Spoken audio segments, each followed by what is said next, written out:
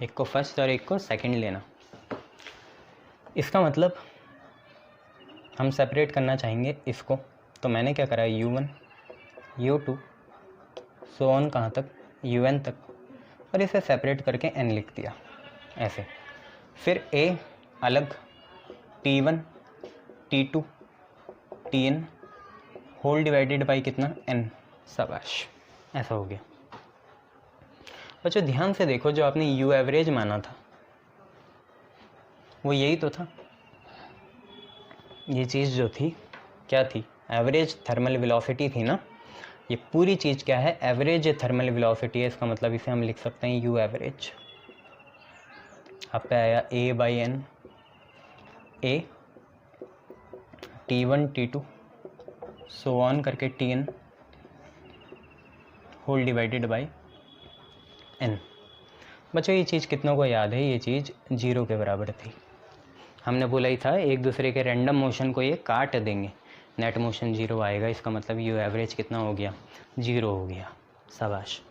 तो we D की value कितनी आई, क्योंकि ये चीज़ 0 बन गई तो यही बचा सिर्फ, ठीक है। ये चीज़ 0 है ना बच्चों, दोबारा देखना, ये 0 है ना, यू एवरेज एक दूसरे के मोशन को काट रहे थे। तो ए t1 t2 सो ऑन करके यहाँ पे कितना tn और होल डिवाइडेड बाई कितना n, ऐसे लिख दिया।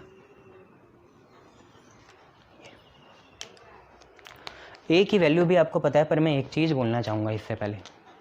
इस t1 t2 tn by n को कुछ मान लो ये टाइम का एवरेज है, तो इसे टाउ मानो।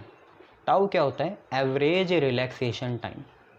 एवरेज रिलैक्सेशन टाइम टाउ होता है। अभी समझाता हूँ ये क्या चीज़ है, पहले देख लो ये है क्या, t1 t2 सो ऑन कहाँ तक, tn तक, होल डिवाइडेड बाई कितना, n, शाबाश। इसको टाउ लिखोगे तो ये आप पे आ जाएगा a टाउ, बस इतनी चीज़ है। वी डी आपका कितना आ गया, a टाउ आ गया। और a की वैल्यू अगर आप वो पुरानी लिखो माइनस ई बाई एम, ए की वैल्यू याद है ना, अभी फर्स्ट से लिखाई थी पर उसे सेकंड मानना, फर्स्ट तो आपका यू एवरेज हो जाएगा। तो a की वैल्यू क्या होगी, माइनस ई बाई एम, और टाउ चल रहा है तो ये आ गया। तो वी डी की वैल्यू फाइनली a की वैल्यू डाल के आपकी कितनी आ गई, वी डी की वैल्यू आपकी आ गई माइनस ई बाई एम, और ताऊ कहाँ, ऊपर। गांव में एक ताऊ है, वो कहाँ रहता है, ऊपर। ताऊ कहाँ, ऊपर। ई की वैल्यू अगर आप v बाई एल डालो तो बहुत बढ़िया भाई, ई की वैल्यू v बाई एल आ गई ऐसे, सिर्फ ई की जगह v बाई एल। तो देखो ये भी आ गया। अब ये डेरिवेशन ख़त्म होती हुई, पर बात ये है कि ये रिलैक्सेशन टाइम क्या है। तो ज़रा आप समझो, मैं आपको समझाता हूँ ये क्या चीज़ है। रिलैक्सेशन टाइम मतलब क्या है, ये हमने पहले ही पढ़ा था थर्मल प्रॉपर्टीज़ ऑफ मैटर में। रिलैक्सेशन टाइम कुछ और नहीं है। मान लो दो इलेक्ट्रॉन कोलाइड करे, ठीक है, तो कोलिजन उन्होंने करा, मान लो 10 सेकंड के लिए करा, ठीक है, और अगली जो कोलिजन होने वाली है लड़ाई, वो 15वें सेकंड में होने वाली है। इसका मतलब अभी उन पे कुल मिला के 4 सेकंड है, क्योंकि 15वें सेकंड में उनकी लड़ाई दोबारा होने वाली है, और उन्होंने अपनी लड़ाई या नॉकआउट 10वें सेकंड में ही ख़त्म कर दिया। इसका मतलब अब उन पे 4 सेकंड फ्री के हैं। उस फ्री के 4 सेकंड में वो क्या करें, तो बच्चों वो क्या करेंगे, रेस्ट करेंगे या रिलैक्स करेंगे। उसे ही हम बोलते हैं average relaxation time. Average relaxation time क्या है, it is the time between 2 successive collision. 2 successive collision के बीच का जो टाइम है उसे हम एवरेज रिलैक्सेशन टाइम कहते हैं। पहला कोलिजन आपका 10वें सेकंड में ख़त्म हो गया, दूसरा कोलिजन आपका 15वें सेकंड में शुरू होगा, तो 11वां 12वां 13वां 14वां सेकंड आप पे फ्री का है। उस फ्री के टाइम को हम क्या बोलेंगे, एवरेज रिलैक्सेशन टाइम बोला जाएगा, ठीक है, ये याद रखना। दूसरी बातें मैं आपको और बता देता हूँ एक चीज़, कि ये जो एवरेज रिलैक्सेशन टाइम है, आपको ये तो समझ में आ गया कि एवरेज रिलैक्सेशन टाइम है क्या।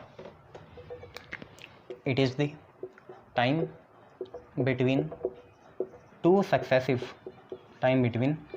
Successive electron collision. 2 successive electron collision के बीच का टाइम आपका क्या है, एवरेज रिलैक्सेशन टाइम है। जरा मैं आपको एक और बात बताता हूँ, जैसे महाभारत है, महाभारत कब होती थी? दिन में होती थी, रात को होती थी। तो आपने बोलना था सर दिन में होती थी। कितने बजे से कितने बजे होती थी तो भूल जाओ, क्या मतलब तुम्हें उससे। तुम बस ये देखो कब होती थी। तो तुमने बोलना था दिन में होती थी, रात को नहीं होती थी। तो वो लोग रात को क्या करते थे? तो रिलैक्स करते थे। रात को वो लोग क्या करते थे? रिलैक्सेशन या रिलैक्स करते थे, आराम करते थे। बहुत बढ़िया, रिलैक्स करते थे। अब मान लो महाभारत में तो एक ही शकुनी मामा थे, ठीक है। तो इस शकुनी मामा का सिर्फ इतना प्रभाव या इफेक्ट पड़ा कि वो सिर्फ दिन में लड़ पाए। मान लो अगर ऐसे 10-12 हो जाते तब तो उन्हें रात को भी चैन नहीं होता, कौरव और पांडव को। अब तो फिर रात को भी लड़ जाते, है ना। अगर आग में घी डालने वाले काम करते हैं ना शकुनी मामा, आग में घी डालने वाला काम करते हैं, तो होता क्या, अभी तो एक ही थे तो दिन में ही लड़ रहे थे, शाम को आराम कर रहे थे, युद्ध विराम था, युद्ध विराम, रिलैक्सेशन टाइम, युद्ध विराम। और अगर ऐसे 10-12 हो जाते तो वो रात को भी एक दूसरे को मारने दौड़ जाते, ठीक है। कल्प्रिट थे वो। तो आप ज़रा समझना, शकुनी मामा यहाँ टेम्परेचर है। मैं आपसे बोल रहा हूँ जितना टेम्परेचर बढ़ेगा उतना रिलैक्स करने का टाइम कम मिलेगा। ज़रा सोचो, जितना टेम्परेचर बढ़ा मतलब जितने शकुनी मामा बढ़े तो उतना ज़्यादा प्रोबेबिलिटी है कि दिन में तो लड़ ही रहे थे, अब रात को भी वो लड़ना शुरू कर देंगे। तो रिलैक्स कब करेंगे? अब दिन में भी लड़ रहे हैं, रात को भी लड़ रहे हैं, तो अब रिलैक्स के लिए कोई टाइम बचा नहीं है। शकुनी मामा यहाँ कौन है? टेम्परेचर है। टेम्परेचर जितना बढ़ेगा उतना ही रिलैक्स करने का टाइम मिलेगा कम। टेम्परेचर जितना बढ़ेगा उतना जो कोलिजन है वो बढ़ जाएंगे।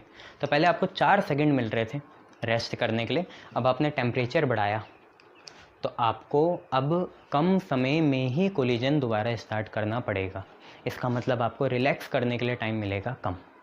इतनी बातें याद रखना। दूसरी बातें क्या है, मान लो टेम्परेचर के बढ़ने से होता क्या है। टेम्परेचर के बढ़ने से ये होगा, मतलब शकुनी मामा ने अगर अपनी जो ज्ञान था वो बांटना रात को भी शुरू कर दिया तो होगा क्या, तो इलेक्ट्रॉन जो हैं, मतलब कौरव और पांडव, जो इलेक्ट्रॉन्स हैं आपके कौरव और पांडव, जैसे उन्हें शकुनी मामा और कुछ बातें बताएंगे, वैसे तो मेनली पांडव को बताएंगे, कौरवों को बताएंगे, है ना, कौरवों को। तो कौरवों को जैसे ही शकुनी मामा ने और बातें बताना शुरू करा, बुरी बातें, तो उनमें कुछ जोश आ गया, घृणा आ गई, गुस्सा आ गया, जलसी आ गई। उसी जलसी गुस्से को बोलते हैं काइनेटिक एनर्जी। तो जैसे ही आप टेम्परेचर बढ़ाओगे तो हर इलेक्ट्रॉन में आ जाएगी काइनेटिक एनर्जी। अब जैसे ही इलेक्ट्रॉन काइनेटिक एनर्जी आ गई तो वो बोलेंगे अब मैं लड़ता हूँ तुझसे, आज रात को ही ख़त्म करता हूँ। तो वो आपस में रात को भी लड़ना शुरू कर जाएंगे, मतलब अब कोलाइड बहुत फ्रीक्वेंटली कर रहे हैं। तो अब रिलैक्स करने का टाइम क्या है, बहुत कम है। तो जितना टेम्परेचर बढ़ेगा उतने इलेक्ट्रॉन आग बबूला हो जाएंगे एक दूसरे के लिए, उतना वो ज़्यादा कोलाइड करेंगे और उतना कम रिलैक्सेशन उन्हें टाइम मिलेगा, जो कि ये चीज़ है। तो होप आपको ये समझ में आया हो। तो फाइनली बात इतनी है बस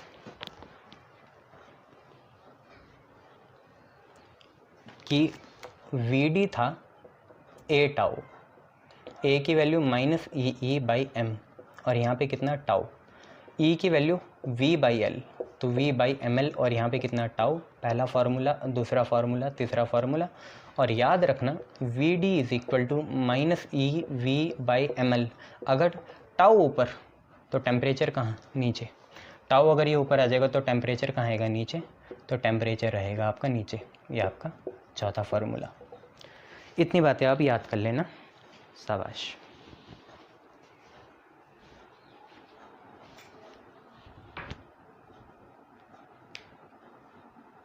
चलिए बहुत बढ़िया। अब कुछ और चीज़ें देखेंगे।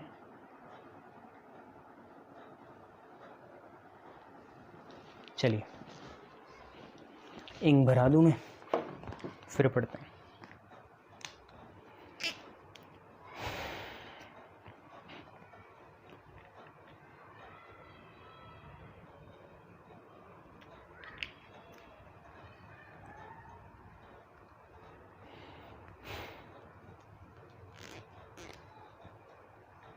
चलिए बहुत बढ़िया। अब इन्हीं के साथ एक और टर्म जुड़ती है, वो आप ज़रा समझ लो क्या बढ़ती है। उस फिज़िकल टर्म का नाम है electron mobility. Electron mobility, electron mobility को हम म्यू से डिनोट करते हैं। होता क्या है इलेक्ट्रॉन मोबिलिटी, तो आप फॉर्मूले से समझ जाओ। Mu is equal to V D by E. मतलब सिंपल सी बात ये कि मान लो आप पे एक कंडक्टर है जिसकी लेंथ 1 मीटर है। एक कंडक्टर है जिसकी लेंथ कितनी है, 1 मीटर। लेंथ मान लिया आपने 1 मीटर, और आपने जो बैटरी लगाई वो भी 1 वोल्ट की थी। जो आपने बैटरी लगाई वो भी 1 वोल्ट की थी। तो इलेक्ट्रिक फील्ड कितनी बनेगी, तो आपने बोलना था सर V बाई एल होता है, तो 1/1 मतलब 1 न्यूटन पर कूलम बननी थी। तो मैं भी आपसे यही कह रहा हूँ कि अगर ऐसा कोई अरेंजमेंट हो जाए जिसमें कंडक्टर की लेंथ 1 मीटर हो, बैटरी तुम 1 वोल्ट की अप्लाई कर रहे हो, जिसकी वजह से इलेक्ट्रिक फील्ड बनी 1 न्यूटन पर कूलम की, तो उस 1 न्यूटन पर कूलम की इलेक्ट्रिक फील्ड की वजह से जो इलेक्ट्रॉन की ड्रिफ्ट वेलोसिटी होगी, उस 1 न्यूटन पर कूलम की वजह से जो इलेक्ट्रॉन, यहाँ से वोल्ट पर मीटर भी आ जाएगी पर बात वही है, 1 न्यूटन पर कूलम की वजह से जो इलेक्ट्रिक फील्ड है किसी इलेक्ट्रॉन की किसी कंडक्टर में जितनी ड्रिफ्ट वेलोसिटी होगी उसे हम इलेक्ट्रॉन मोबिलिटी कहेंगे। इतना आपको याद होना चाहिए। तो इलेक्ट्रॉन मोबिलिटी क्या है, it is the drift velocity. आपको पता है फिजिक्स में डेफिनेशन ऐसे ही बनती है, नीचे वाली चीज़ को 1 करना पड़ता है, हालांकि हमें इलेबोरेट करके मज़ा आ गया समझने में। तो it is the drift velocity per unit electric field. एक यूनिट इलेक्ट्रिक फील्ड में किसी कंडक्टर के इलेक्ट्रॉन की कितनी ड्रिफ्ट वेलोसिटी होगी, वो हमारा म्यू है। अगर हम इसके SI यूनिट देखें तो कोई सी भी वेलोसिटी उसकी मीटर पर सेकंड होती है, तो SI यूनिट यहाँ से कितनी आई, मीटर पर सेकंड। किसकी वेलोसिटी कितना, मीटर पर सेकंड, और इलेक्ट्रिक फील्ड कितना, न्यूटन पर कूलम। सर इससे भी कुछ आसान, हाँ बेटा इसे खोलो तो म्यू की वैल्यू देखो कितनी आएगी, वी डी बाई ई है ना बच्चे। वी डी आपको पता ही है कितना होता है, ई बाई एम टाउ। ये आपका क्या होता है, वी डी। अभी पढ़ के नहीं आए तुम, माइनस भूल जाओ यार, माइनस भूलो। वी डी की वैल्यू कितनी, ई बाई एम टाउ। यहाँ पे कितना, ई, शाबाश, ई से ई कैंसिल, बहुत बढ़िया, ई से ई कैंसिल है ना। ई ये वाला है, वी डी को खोला तो ई बाई एम टाउ आएगा। तो फाइनली बना क्या, ई टाउ बाई एम बचा, शाबाश।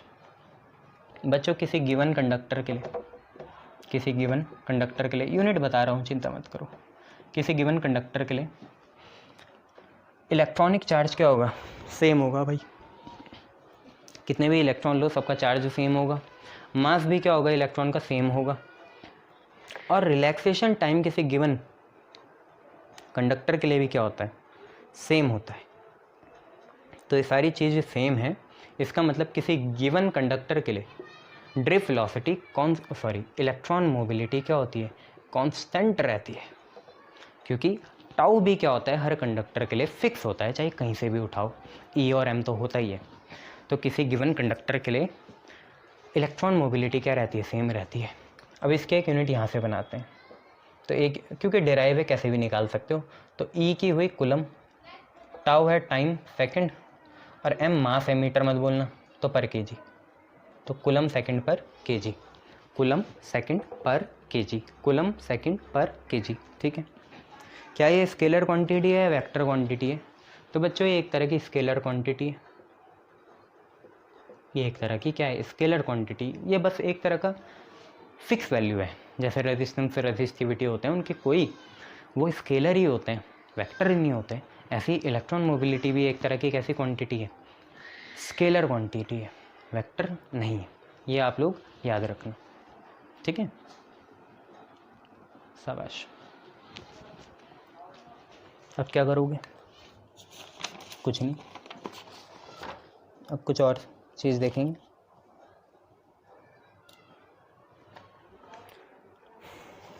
अब बच्चों एक आखिरी आप चीज़ कर लो, आज इंट्रोडक्टरी क्लास थी, काफ़ी छोटी रखी जाएगी। आज थोड़ा मैं एनर्जी में लो भी हूँ, आपको लग गया होगा, ठीक है। चलो अब हम एक डेरिवेशन करेंगे जो 2 मार्क्स में है। वो डेरिवेशन क्या है? वो डेरिवेशन है relation between current I and drift velocity, जो आपका कितना है Vd है। इन दोनों के बीच में आपको रिलेशन बनानी है, करंट और ड्रिफ्ट वेलोसिटी के बीच में। शाबाश बच्चे, बना लोगे। कैसे बनाओगे मैं बताता हूँ आपको। ध्यान से देखो, मान लिया एक कंडक्टर है, यहाँ पे एक कंडक्टर है, इसको हमने बैटरी से लगाया प्लस माइनस, इसकी लेंथ L मान लो, और इसका जो क्रॉस सेक्शनल एरिया है ये वाला, इसे A मान लो। ठीक है बच्चे, क्रॉस सेक्शनल एरिया कितना मान लिया आपने? A मान लिया है ना, जो सर्कुलर होता है क्रॉस सेक्शनल एरिया, और लेंथ L मान ली। तो अगर मैं आपसे बोलूँ वॉल्यूम कितनी होती फिर, तो आप बोलते सर वॉल्यूम तो मीटर क्यूब होता है ना, मतलब एरिया इंटू लेंथ। एरिया अपने साथ मीटर स्क्वायर लाएगा, लेंथ मीटर लाएगा, तो वॉल्यूम हो गया एरिया इंटू लेंथ। चलो बहुत बढ़िया, इतना आपको समझ में आ गया। मेन बात तो ये थी, ये एरिया है ना, एरिया। मेन बात ये थी कि इलेक्ट्रॉन ड्रिफ्ट होंगे इधर की साइड, आपको भी पता है कितनी वेलोसिटी से, ड्रिफ्ट वेलोसिटी से, जो कि कौन होती है, Vd होती है। शाबाश बच्चों, अगर मैं आपसे बेसिकली पूछूं कि अगर आपको कहीं भी करंट निकालना हो तो आप कैसे निकालोगे? अगर आपको निकालना हो current flowing through a conductor, current flowing through a conductor, तो करंट किसी कंडक्टर का निकालने के लिए आपको क्या पता होना चाहिए कि चार्ज कितना है कंडक्टर में, चार्ज ऑन कंडक्टर, और दूसरा टाइम टेकन। यही तो होता है ना, current charge upon time. Current हमेशा से चार्ज अपॉन टाइम होता है। अच्छा, बेसिकली टाइम यहाँ क्या चीज़ है कि आपको एक इलेक्ट्रॉन जैसे यहाँ है, तो एक इलेक्ट्रॉन को यहाँ से यहाँ जाने में कितना टाइम लगेगा, एक इलेक्ट्रॉन को यहाँ से यहाँ जाने में कितना टाइम लगेगा, वो आपका टाइम है। मतलब एक इलेक्ट्रॉन को L लेंथ, ये जो L लेंथ है, इसे पार करने में कितना टाइम लगेगा, वो आपका ये टाइम टेकन हो जाएगा। आपको ये भी पता है ये इलेक्ट्रॉन इस एंड से उस एंड जाने में कितनी वेलोसिटी लेगा, Vd। तो कुल मिला के आपको ये बात पता चली कि आपको एक ऐसा टाइम निकालना है किसी इलेक्ट्रॉन के लिए कि जब उसे L डिस्टेंस कवर करना है कितनी वेलोसिटी से, Vd से। L डिस्टेंस कवर करना है कितनी वेलोसिटी से, Vd से। तो बहुत बढ़िया, इसे मानो फर्स्ट इक्वेशन। पहले मुझे बताओ टाइम कितना लगेगा। तो टाइम होता है तुम्हारा, सिंपल सी बात है, टाइम को t मान लेना। टाइम हमेशा क्या होता है तुम्हें पता है, स्पीड होती है डिस्टेंस अपॉन टाइम। स्पीड क्या होती है, डिस्टेंस अपॉन टाइम। मान लो टाइम इधर भागा तो ऐसा आएगा इधर, तो टाइम क्या होता है, डिस्टेंस बाय स्पीड।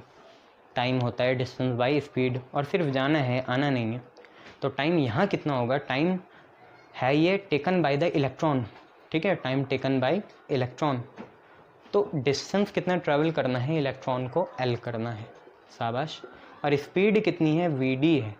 तो टाइम तो हमारा आ गया कितना, डिस्टेंस L, स्पीड Vd। चलो बहुत बढ़िया।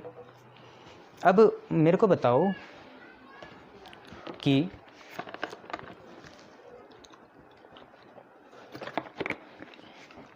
इस कंडक्टर में इलेक्ट्रॉन्स कितने हैं, इस कंडक्टर में इलेक्ट्रॉन्स कितने हैं पता नहीं। 10 होते तो हम टोटल चार्ज लिख लेते 10 इंटू ई। ई एक सिंगल का होता है ना चार्ज। 2 होते तो 2e लिखते, 5 होते तो 5e लिखते।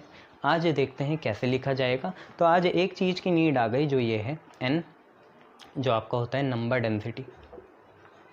यहाँ पे नंबर डेंसिटी मतलब क्या है, यहाँ पे कोई लीनियर चार्ज डेंसिटी नहीं है, ना स्पेरिकल चार्ज डेंसिटी है, ना सरफेस है, ना वॉल्यूम है।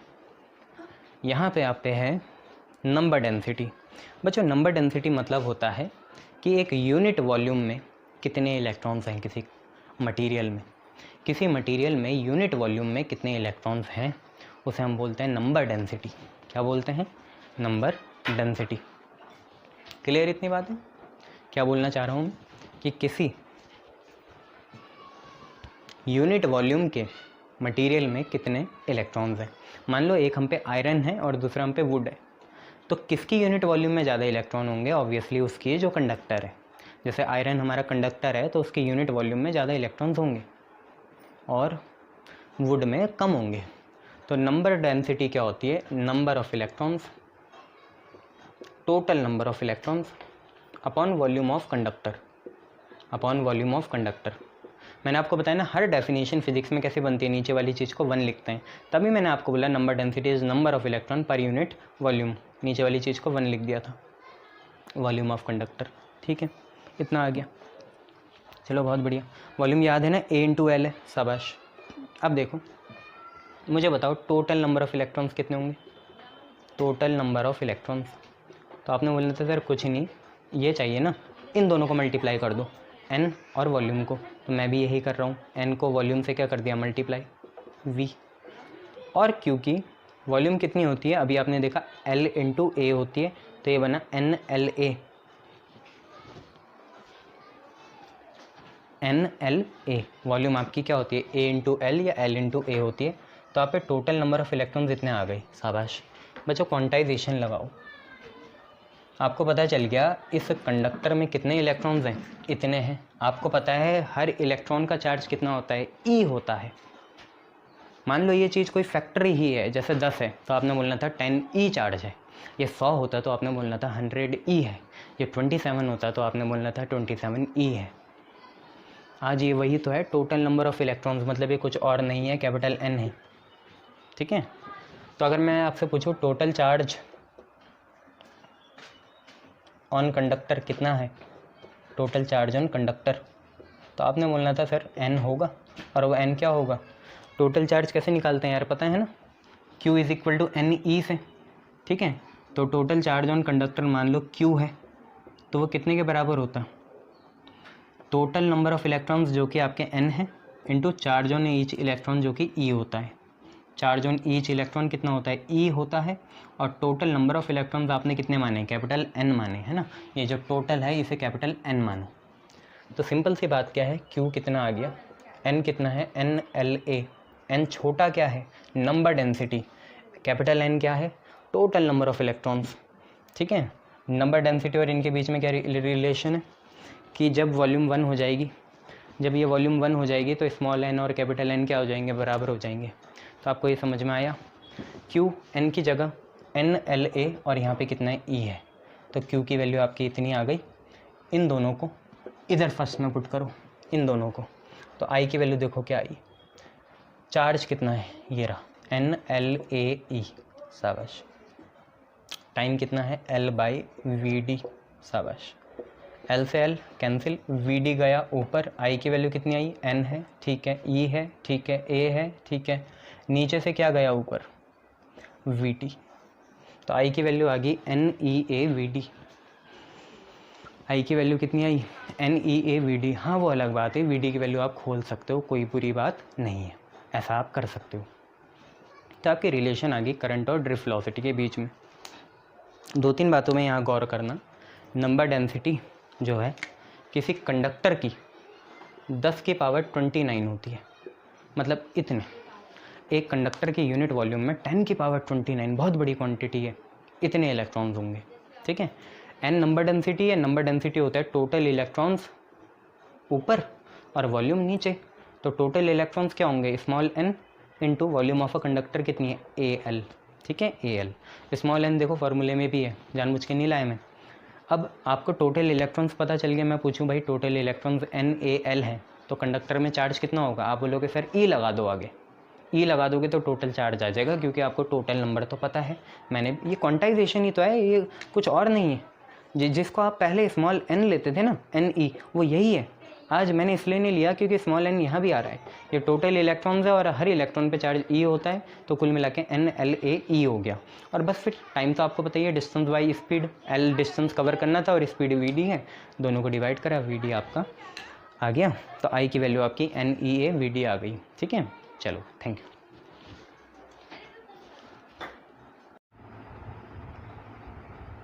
Good evening. पिछली बार हमने करंट की क्लास में ड्रिफ्ट वेलोसिटी पढ़ लिया था। ठीक है, ड्रिफ्ट वेलोसिटी का फार्मूला आपने देखा था और relation between current and drift velocity आप लोगों ने देखी थी। क्या थी? सिंपल सी बात थी कि हमने सबसे पहले ये देखा था कि जो ड्रिफ्ट वेलोसिटी होती है VD वो बराबर होती है E/m और यहाँ पे टाउ। स्मॉल e आपका इलेक्ट्रॉनिक चार्ज है, कैपिटल E आपकी इलेक्ट्रिक फील्ड है, स्मॉल m आपका मास ऑफ इलेक्ट्रॉन है एंड टाउ आपको पता ही होता है एवरेज रिलैक्सेशन टाइम होगा। ठीक है, चलिए तो इसके बाद हमने करंट और ड्रिफ्ट वेलोसिटी के बीच में रिलेशन पढ़ा था। वो क्या था? वो ये था कि I की वैल्यू थी NEAVD। ठीक है, I आपको पता ही है करंट फ्लोइंग, E आपका इलेक्ट्रॉनिक चार्ज, A आपका एरिया ऑफ क्रॉस सेक्शन है। जो वायर होगी उसका क्रॉस सेक्शनल एरिया। सारी वायर सिलेंड्रिकल ही होती है या मानते हैं उन्हें सिलेंड्रिकल। और VD आपकी ड्रिफ्ट वेलोसिटी है। N क्या था? N नंबर डेंसिटी था। Number density is number of electron per unit volume. और ये भी बताया था मैंने आपको कि टिपिकल मेटल्स के लिए कितनी होती है? 10⁻29 होती है। तो ये सारी चीज़ें हमने पढ़ी थी। अब एक काम करते हैं, VD की वैल्यू ज़रा डालते हैं यहाँ तो देखते हैं कितना आता है। I की वैल्यू आई NEA और VD कितना है वो रहा, उसे ब्रैकेट में लिखते हैं EE/m और साथ में कौन है? टाउ। कहाँ? ऊपर। तो देखिए E/E आपका E² हो जाएगा। तो I की वैल्यू आई NE² AE τ/m, NE² AE τ/m। इसे आप स्टाइल लगा लीजिए, आपके लिए बहुत इंपॉर्टेंट चीज़ है ये, आगे डिड्यूस करने के कुछ चीज़ काम आएगी। I की वैल्यू कितनी है? NE² AE τ/m। फिर आपने क्या पढ़ा था? फिर आपने इलेक्ट्रॉन मोबिलिटी पढ़ा था जिसको हम म्यू से डिनोट करते हैं। वो होता है drift velocity per unit electric field. ठीक है, कि अगर इलेक्ट्रिक फील्ड हम कितनी अप्लाई कर रहे हैं? 1 न्यूटन पर कूलम अप्लाई करें तो किसी इलेक्ट्रॉन की कितनी ड्रिफ्ट वेलोसिटी होगी? म्यू के बराबर होगी। नीचे वाली चीज़ को 1 कर दिया था। और VD की वैल्यू अगर हम यहाँ लिखें तो EE ये म्यू ही है। VD की वैल्यू होती है EE/m टाउ। ये तो VD की वैल्यू हुई और साथ में ये E भी चल रहा है तो वो ये रहा EE/m टाउ। VD हुआ और E चल ही रहा है, E से E कैंसिल हुआ था। म्यू की वैल्यू आपकी E τ/m आई थी। अब इन पे बेस अगर डायरेक्टली नॉर्मल न्यूमेरिकल्स आएँ तो आप लोग कर लोगे।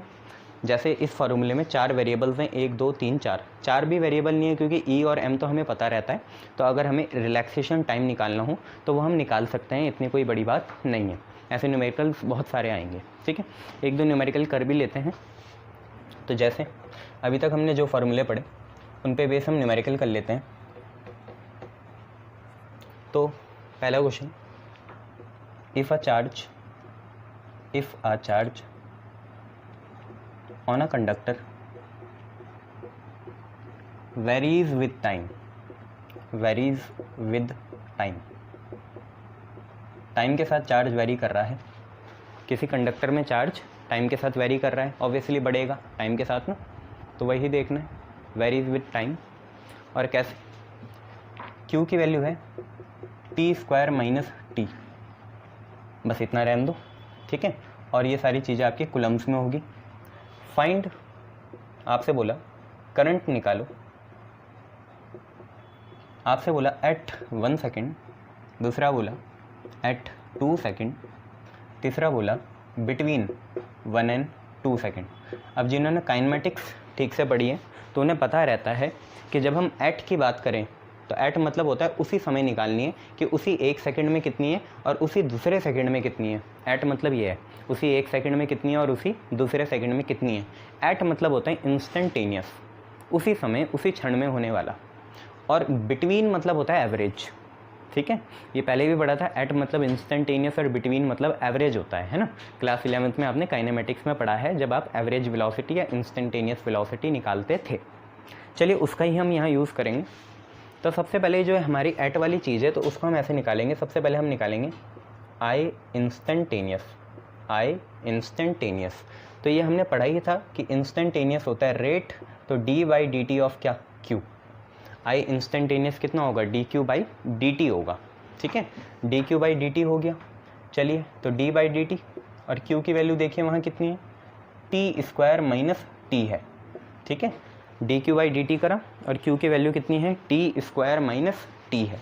चलिए अलग अलग करिए, तो डी बाई डी टी किसका हो जाएगा, सबसे पहले टी स्क्वायर का हो जाएगा minus D by D T of कितना, टी आ जाएगा। ठीक है बच्चे, माइनस है टी स्क्वायर पहले, यस टी बाद में, ओके। डी टी से डी टी कैंसिल हो जाएगा, कितना आएगा, 1 आएगा। और ये हमने डिफ्रेंसिएशन कराई है बहुत बार। पावर कितनी है, 2 है, पावर कितनी है, 2 है, 2 पावर आगे आई और 1 पावर कम हो गई तो 2t 1 लिखोगे। ठीक है, 2 पावर आगे आई और t की 1 पावर कम, तो पहले 2 थी अब 1 हो जाएगी, तो 2t 1 आ जाएगा। डिफ्रेंसिएशन हमने बहुत बार कवर कर लिया है। तो आप पे आया करंट 2t - 1 एम्पियर। ठीक है, अब आपसे पूछा हुआ पहली चीज़, करंट एट 1 सेकेंड, एट मतलब इंस्टेंटेनियस। करंट एट 1 सेकेंड कैसे निकलेगा, सिंपल सी बात है, करंट एट 1 सेकेंड आपको निकालना है तो यहाँ पे t की जगह 1 डाल दो, तो 2 इंटू टी की जगह 1 - 1, तो 2 - 1 आपका 1 एम्पियर आ गया। तो 1 सेकेंड में या 1वें सेकेंड में, फर्स्ट सेकेंड में आपका करंट होगा 1 एम्पियर। चलिए दूसरे वे सेकेंड में देखते हैं, सेकेंड जो आपका सेकेंड है उसमें देखते हैं, तो करंट एट 2 सेकेंड, तो आपने यहाँ 2 डालना है बच्चे, तो 2 इंटू 2 - 1, तो 2 2 4 - 1 कितना, 3 एम्पियर। ठीक है, 3 एम्पियर आ गया। तो ये आपका इंस्टेंटेनियस से निकलता है एट, ध्यान से देख लीजिए, इंस्टेंटेनियस से एट निकलता है। अब हम एवरेज निकालने जा रहे हैं।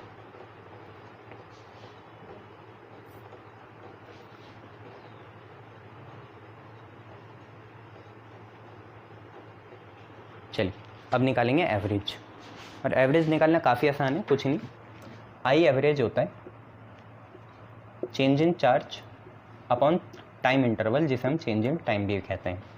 तो ये बराबर होगा Q final minus Q initial upon time final minus time initial. आप ध्यान से देखिए, आपको निकालना है बिटवीन, सी की बात कर रहा हूँ मैं, अब मेनली जब बिटवीन होता है तो एवरेज होता है, तो बिटवीन 1 और 2 सेकेंड, इसका मतलब क्या हुआ, 1 आपका इनिशियल टाइम है, 1 सेकेंड आपका इनिशियल टाइम है और 2 सेकेंड आपका फाइनल टाइम है। तो आपने लिखना था Q final minus Q initial upon final time is 2 minus initial time is 1, तो ऑब्वियसली नीचे 1 आ गया, तो Q final minus Q initial आपको लिखना था। ध्यान से देखिए, फाइनल क्या होगा, फाइनल वो चार्ज होगा जो 2 सेकेंड में प्रोड्यूस हुआ, और इनिशियल क्या होगा, वो चार्ज जो 1 सेकेंड में प्रोड्यूस हुआ।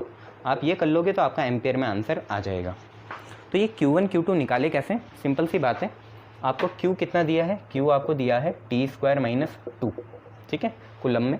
अगर आप Q1 करना चाहेंगे तो यहाँ 1 डाल दीजिए, तो 1 का स्क्वायर माइनस 1 कितना आएगा, 0 कुलम आ गया। और अगर आप Q2 निकालना चाह रहे हैं, एवरेज के लिए है बच्चों ये, Q2 निकालना चाह रहे हैं तो यहाँ t की जगह 2 डाल दो, तो 2 का स्क्वायर माइनस 2 आपके कितना आ गया, 4 - 2 कितना, 2 कुलम। चलिए बहुत बढ़िया, तो अब यहाँ पे Q2 की वैल्यू 2 आ गई और Q1 की वैल्यू 0 है, और यहाँ पे एम्पियर में आपका आंसर आ गया कितना, 2 एम्पियर। ठीक है, क्या सर हम इसे और तरीके से निकाल सकते थे, यस बेटा, आप कैसे निकाल सकते थे, आपको ये पता चला कि करंट, देखो 2 एम्पियर आ गया, बहुत बढ़िया। यहाँ का भी आपने देख लिया होगा कैसे मैंने करा, Q था, T की जगह 1 डाल दो तो Q1 आ जाएगा, T की जगह 2 डाल दो तो Q2 आ जाएगा। अब मैं बात कर रहा हूँ कि जो हमने ये आई इंस्टेंटेनियस निकाले थे, आई एट 1 सेकेंड और आई एट 2 सेकेंड, आई एट 1 सेकेंड आपका कितना था, आई एट 1 सेकेंड आपका था 2t - 1, तो 2 इंटू 1 - 1, 2t - 1, और t की वैल्यू 1 डालती तो 1 आया था आपका 1 एम्पियर। ठीक है, और उसके बाद 2 सेकेंड में कितना था, तो 2t - 1, 2 2 जा 4 और 1, तो कितना था, 3 एम्पियर था। ठीक है, अब ध्यान से देखिए, मैं बोलूँ आपको 1 सेकेंड में करंट 1 एम्पियर है, 2 सेकेंड में करंट 3 एम्पियर है, तो मैं आपसे पूछूं 1 सेकेंड से 2 सेकेंड कितना होगा, मतलब एवरेज कितना होगा, 1 सेकेंड से 2 सेकेंड कितना होगा, मतलब एवरेज कितना होगा। तो एवरेज के लिए आपको चेंज इन करंट देखना है जनरली, तो 3 एम्पियर माइनस 1 एम्पियर कितना आ गया, 2 एम्पियर आ गया सीधा। तो यहाँ से भी निकाल सकते थे और वहाँ से भी निकाल सकते थे, आपको चेंज ही तो देखना था ना कि 1 सेकेंड से 2 सेकेंड में कितना बढ़ा। भाई 0 से 1 सेकेंड तो आपका 1 एम्पियर हो गया, फिर 1 से 2 सेकेंड आपका 3 एम्पियर हो गया, तो चेंज कितना आया, मतलब ये जो 3 एम्पियर है, सॉरी बच्चों, ये 3 एम्पियर क्या है कि 0 से 2 सेकंड कितना बढ़ चुका है वो 3 एम्पियर है, 0 से 1 सेकंड कितना बढ़ चुका है वो 1 एम्पियर है, तो 1 से 2 कितना हुआ, 3 - 1 2। तो जैसा आप निकालना चाहो वैसा आप निकाल सकते हैं। ठीक है,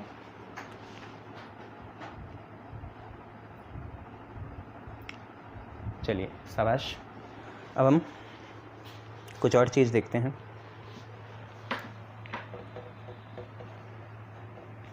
तो अब ओम्स लॉ के बारे में पढ़ते हैं। जब आपने सारी चीज़ देख ली तो अब आप ओम्स लॉ के बारे में पढ़ लीजिए। अब इसके बाद ओम्स लॉ के बारे में पढ़ लीजिए। तो ओहम्स लॉ के बारे में पढ़ रहे हैं, छोटा एस ये।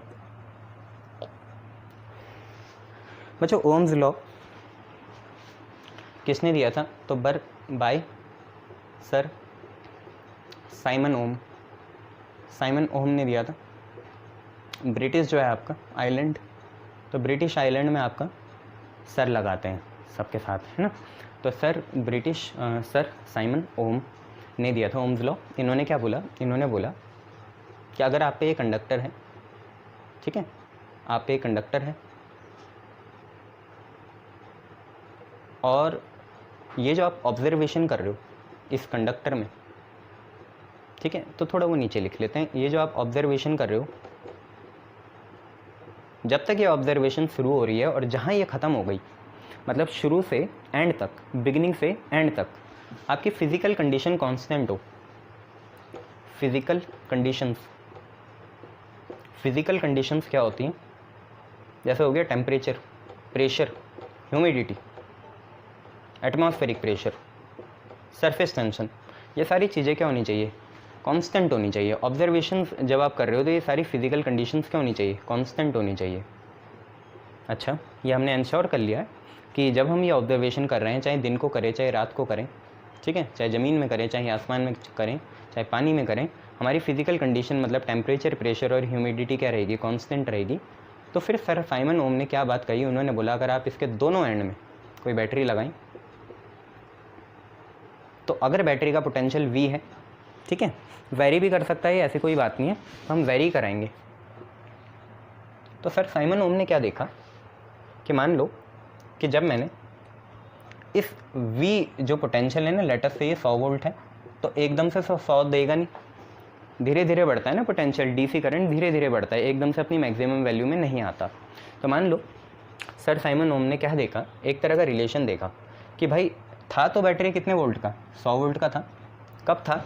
ये कब करना है? जब हमारी ऑब्जर्वेशन ऐसी है कि जहाँ फिजिकल कंडीशन मतलब टेम्परेचर, प्रेशर और ह्यूमिडिटी क्या है? सेम है, ठीक है। तो उन्होंने क्या देखा? उन्होंने एक वेरिएबल बैटरी ले ली, अभी उसका 100 वोल्ट है, एकदम से 100 डेवलप नहीं होगा, धीरे धीरे होगा। तो उन्होंने ऑब्जर्वेशंस क्या देखी? उन्होंने देखा भाई जब पोटेंशियल 10 वोल्ट था तो करंट बना 10 एम्पियर, बहुत बढ़िया। जब 20 वोल्ट था तो करंट बना 20 एम्पियर, बहुत बढ़िया।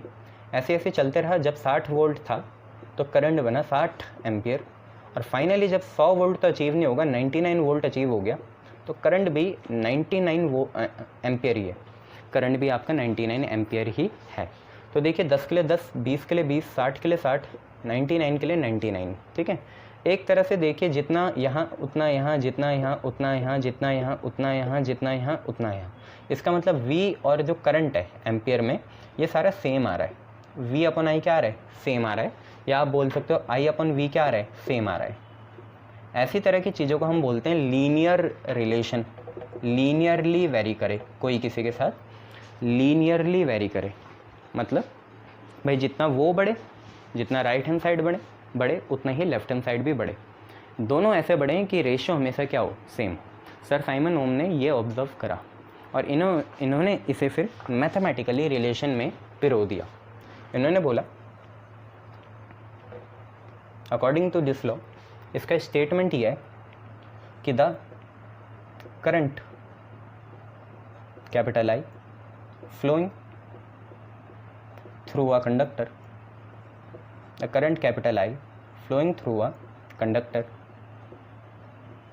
is, देखो बेटा डायरेक्टली हमेशा ही होता है, तो डायरेक्टली लिखते नहीं है, प्रोपोर्शनल लिख देते हैं। अगर इनफैक्ट अगर इन्वर्स होगा तो इन्वर्सली लिखा रहेगा, नहीं तो अगर सिर्फ प्रोपोर्शनल लिखा हुआ तो समझ लेना डायरेक्टली प्रोपोर्शनल ही है। तो the current I flowing through a conductor is proportional to the potential difference by the battery applied across its ends। इन्होंने बोला कि एक कंडक्टर से जो करंट फ्लो कर रहा है, किसी कंडक्टर से जो करंट फ्लो कर रहा है वो डायरेक्टली प्रोपोर्शनल है किसके, कि भाई जो बैटरी आपने लगाई और उस बैटरी ने जितना पोटेंशियल डिफरेंस दिया, 5 वोल्ट अगर दिया हो बैटरी ने तो 5 एम्पियर बनेगा, 10 वोल्ट दिया हो तो 10 एम्पियर बनेगा। ठीक है, तो the current I flowing through a conductor is proportional to the potential difference, जो कि आपका कितना है, कैपिटल वी है, by the battery applied it across its end provided temperature pressure remains same. Temperature pressure क्या हो आपका सेम हो तो आपका ओम्स लॉ वेरी करेगा। ठीक है, वैलिड होगा। तो इन्होंने बोला सिंपल सी बात यह है कि आई जो है वो प्रोपोर्शनल है किसके, वी के। Current flowing is directly proportional या proportional to the potential difference. इसका मतलब हम ये भी बोल सकते हैं potential difference is directly proportional to current. भाई साइमन ओम ने तो सिर्फ इतना कहा ना कि करंट जो बन रहा है या जो प्रोड्यूस हो रहा है या जो फ्लो कर रहा है वो डायरेक्टली प्रोपोर्शनल है पोटेंशियल के। तो हम इसे ऐसे भी तो इंटरप्रेट कर सकते हैं कि भाई जैसे हम बैटरी लगाएंगे वैसा करंट बनेगा।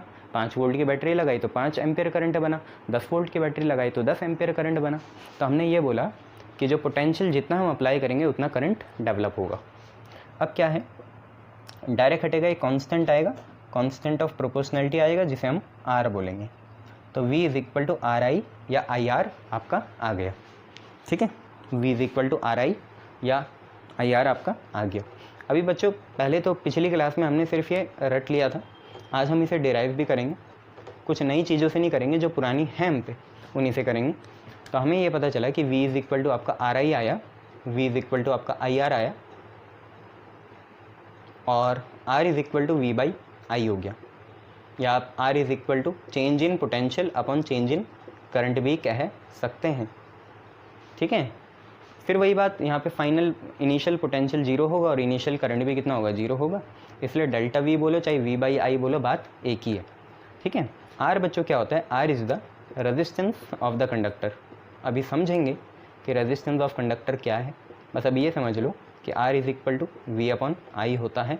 ठीक है, और एक ग्राफ बनता है बच्चों, अगर आपको याद हो एक ग्राफ बनता था, और हम गलती क्या करते हैं, ग्राफ में हम क्या लिख देते हैं, V यहाँ लिख देते हैं, I यहाँ लिख देते हैं, जबकि ग्राफ असली में जो सर साइमन ओम ने दिया था तो उस ग्राफ में क्या था, V ऊपर नहीं था, V वाई एक्सिस में नहीं था, वाई एक्सिस में करंट थी और एक्स एक्सिस में आपका पोटेंशियल था।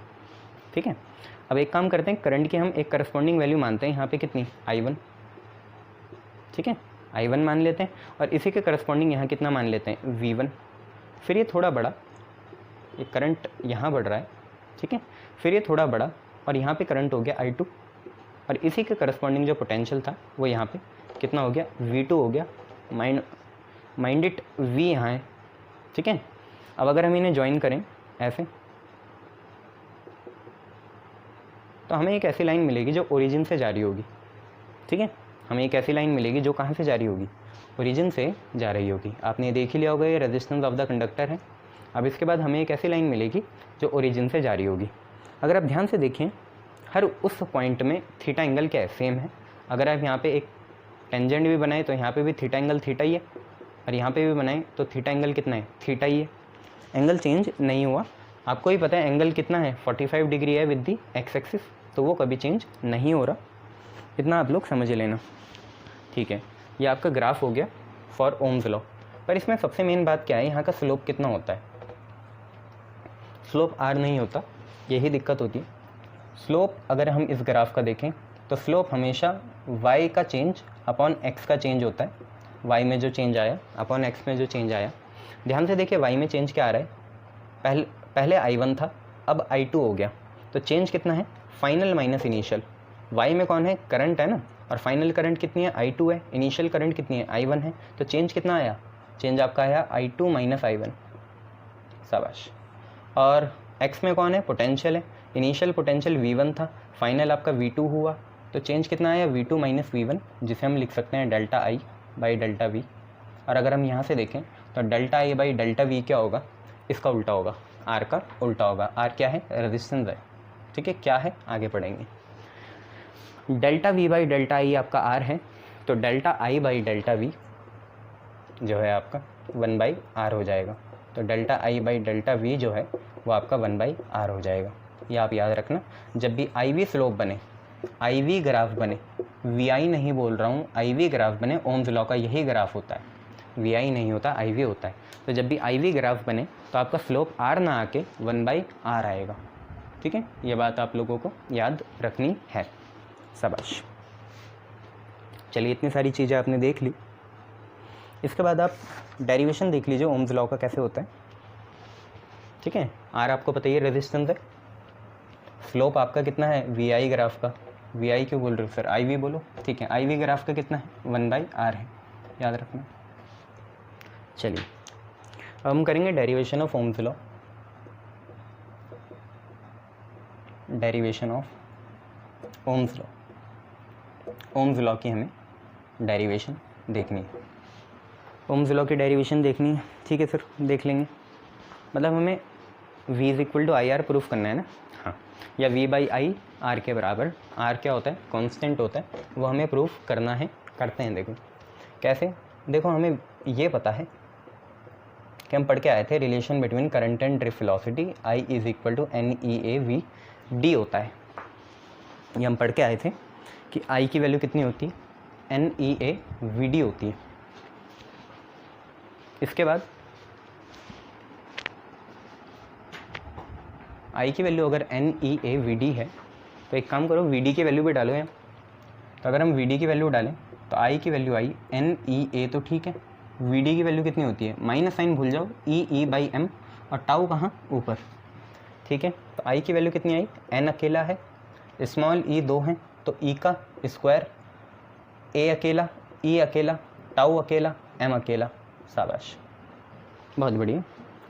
बेटा आपको ये भी पता है कि जो E होता है, E वो V/L होता है। याद करो, V is equal to ED होता है ना, V इज इक्वल टू कितना होता है ED, या E is equal to VD होता है।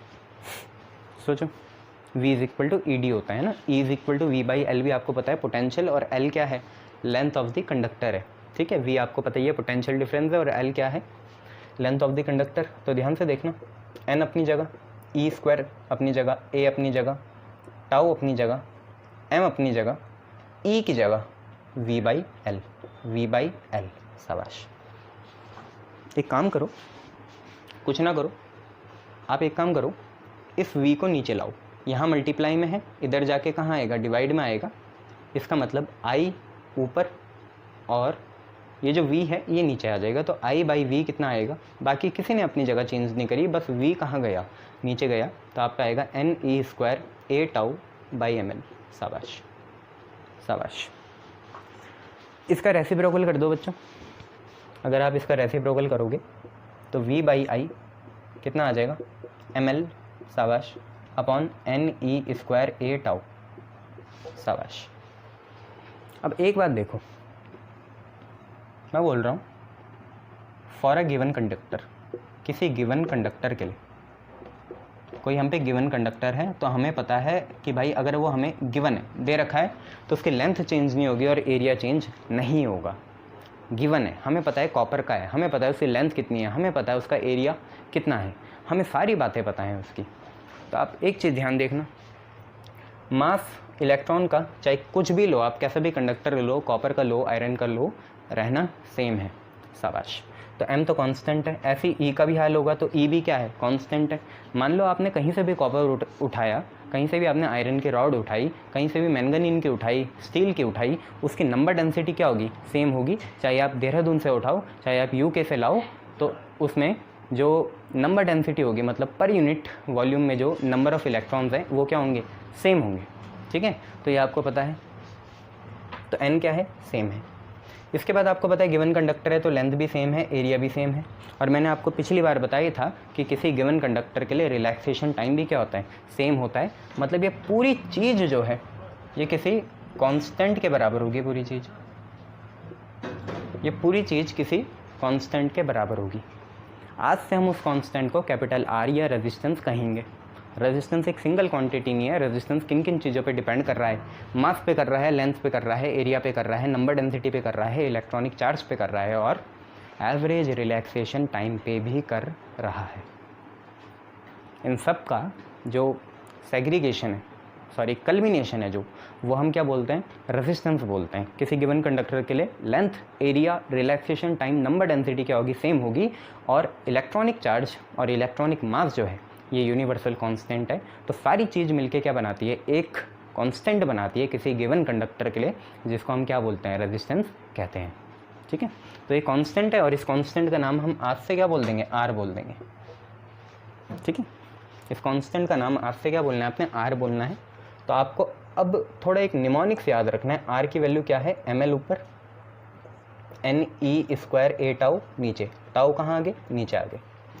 तो आर की वैल्यू क्या आई, M L upon N E square A tau, M L upon N E square A tau. वहाँ से भी बोलते रहो 10 बार मन में, M L upon N E square A tau, M L upon N E square A tau, M L upon N E square A tau, M L upon N E square A tau, ऐसे बोलते रहो। ठीक है, शाबाश, इतना हो गया। चलो, तो हमें समझ में आया। अब से v बाई आई को हमें M L upon N E square A tau नहीं कहना, इस पूरे की वैल्यू r है, तो ऐसे लिख दिया। तो v की वैल्यू कितनी आ गई, आई आर। अब ध्यान से देखो, उल्टा सोचो, जब r नहीं होता तो डायरेक्ट होता था, जब r नहीं होता था तो यहाँ प्रोपोर्शनल होता था, और प्रोपोर्शनल हटता था तो r आता था। अब r को हटाऊँ तो क्या आएगा, r को हटाऊँ तो क्या आएगा, प्रोपोर्शनली आएगा। तो v is directly proportional to i हो गया। पर साइमन ओम ने शुरुआत करी थी यहाँ से I is directly proportional to V से, तो हमने ओम्स लॉ को भी डिराइव कर दिया। ओम्स लॉ यही था, I is directly proportional to V, V is equal to I R पे आप छोड़ना मत, I is directly proportional to V ही आपका ओम्स लॉ था, सॉरी ऐसे। और R की वैल्यू याद रखना, M L upon N E square A tau है।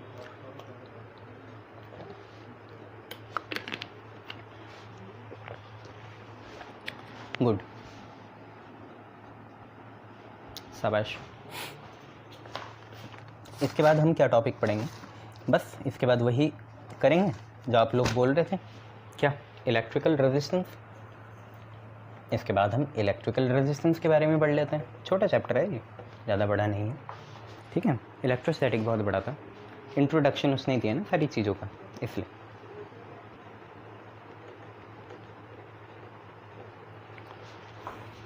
तो हम बात करेंगे जिसकी, उसका नाम है electrical resistance. Electrical resistance, electrical resistance की बात कर रहा हूँ मैं, थर्मल रेजिस्टेंस की बात नहीं कर रहा हूँ। इलेक्ट्रिकल रेजिस्टेंस जिसे हम कैपिटल आर से डिनोट करेंगे। ठीक है, क्या होता है इलेक्ट्रिकल रेजिस्टेंस, सर कुछ नहीं होता, R is equal to V upon I होता है। अरे पगले, ये तो मुझे ही पता है, कुछ इसका मीनिंग समझाओ, क्या होता है रेजिस्टेंस, क्या होता है। रेजिस्टेंस को हिंदी में बोलते हैं प्रतिरोध। क्या होता है रेजिस्टेंस, प्रतिरोध होता है। सर ठीक है, हिंदी बता दिया आपने, अभी भी नहीं समझे। तो आपको पता है कि जब कोई करंट बनाते हैं हम किसी कंडक्टर में, तो करंट का मतलब कुछ और नहीं होता, क्या होता है कि इलेक्ट्रॉन फ्लो कर रहे हैं। अब तुम बताओ, क्या इलेक्ट्रॉन सीधा फ्लो करता है, नहीं सर, आपने बताया था सीधा नहीं करता, ड्रिफ्ट होता है, ऐसे ऐसे ऐसे ऐसे जाता है। ठीक है, ये ड्रिफ्ट क्यों हो रहा है, आप बताओ, ड्रिफ्ट क्यों हो रहा है। क्योंकि सर एक्चुअली में there is collision between moving electron. अच्छा, जो इलेक्ट्रॉन मूव करने जा रहे हैं उनका कोलिजन होता है, किसके साथ, सर कंडक्टर के अंदर उनके नेटिव जो एटम्स हैं या आयंस हैं उनके साथ। ठीक है, क्या वो मूव कर रहे हैं, नहीं, वो कैसे हैं, फिक्स हैं, रिजिड हैं। मूव कौन कर रहा है, इलेक्ट्रॉन कर रहा है, इसलिए उन्हें दिक्कत है। और सॉलिड में बहुत क्लोजली पैक्ड होता है, इतना कंजेशन होता है, इतना स्पेस नहीं होता, तो ऑब्वियसली वो अपोज करेंगे। दूसरी बात आपने देखा था, वो खुद भी वाइब्रेट करते हैं ऐसे, इसलिए इनकी ट्रेजेक्ट्री ऐसी होती है। तो there is a collision between moving electrons, okay, and rigid static ions या एटम्स। रिजिड स्टैटिक आयंस या एटम्स, किस चीज़ के, रिजिड स्टैटिक आयंस या एटम्स ऑफ नेटिव कंडक्टर। ठीक है, समझ में आ गया। अच्छा, कोलिजन की वजह से कुछ होता है, क्या होता है, पाथ स्ट्रेट नहीं होता। ठीक है, तो आप खुद देखो, क्या नेटिव आयंस या एटम्स चाहेंगे कि इलेक्ट्रॉन उनके क्लोजनेस से या नियरनेस से गुजरे या कंडक्टर के अंदर गुजरे, नहीं। क्यों नहीं, जगह ही नहीं है, स्पेस ही नहीं है, पहले से इतना कम स्पेस है, बाहर से इलेक्ट्रॉन आ गया, अब इलेक्ट्रॉन को अपोज ही तो करेंगे क्योंकि स्पेस तो है ही नहीं।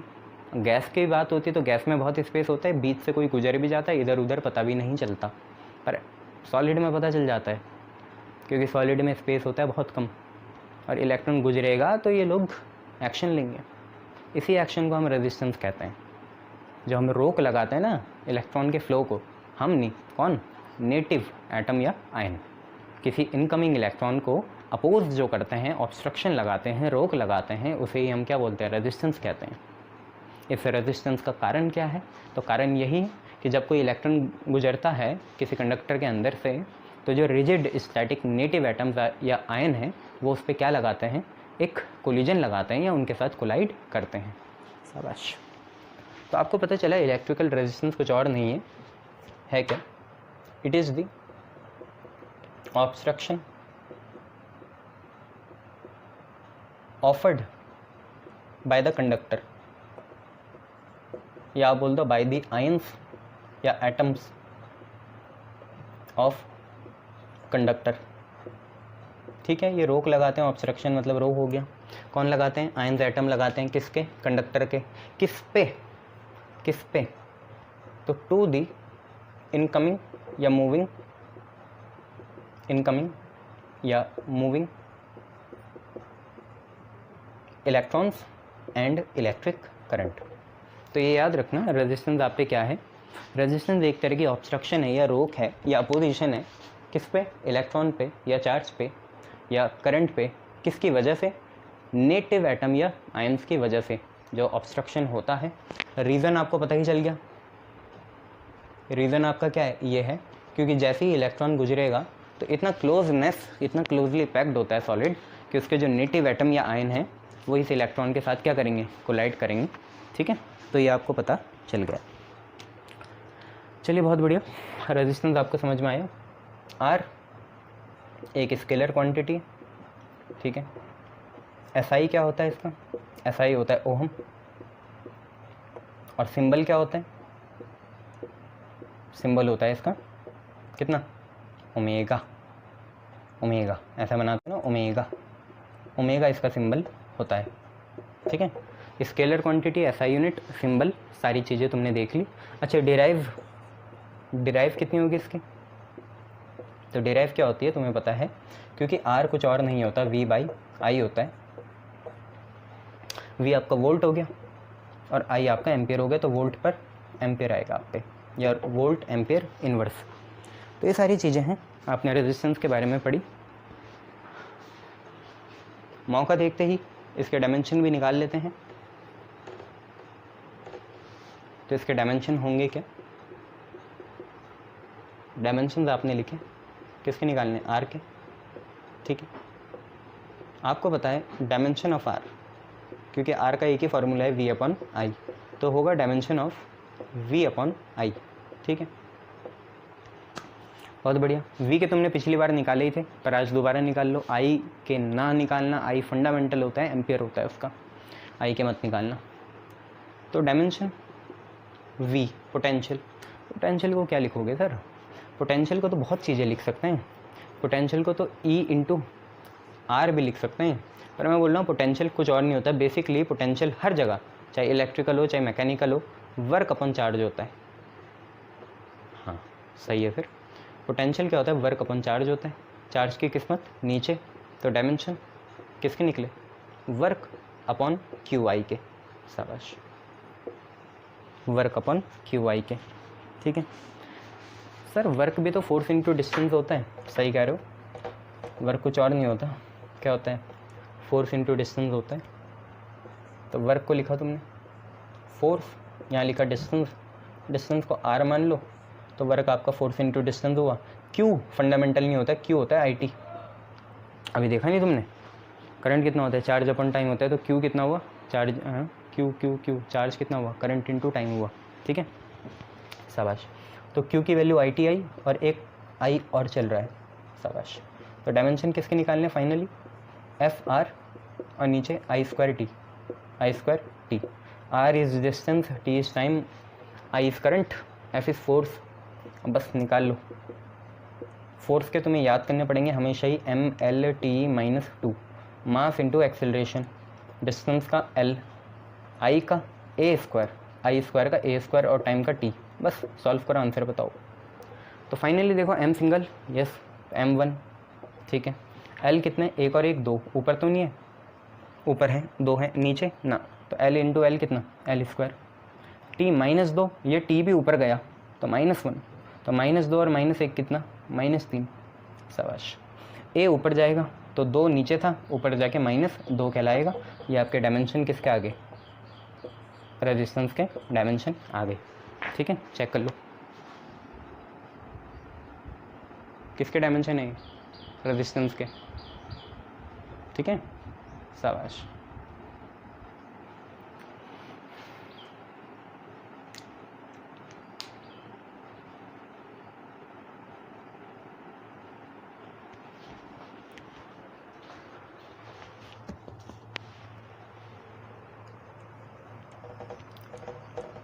अब इसके बाद एक चीज़ देख लो, कंडक्टेंस, ठीक है। एक चीज़ कंडक्टेंस देख लो,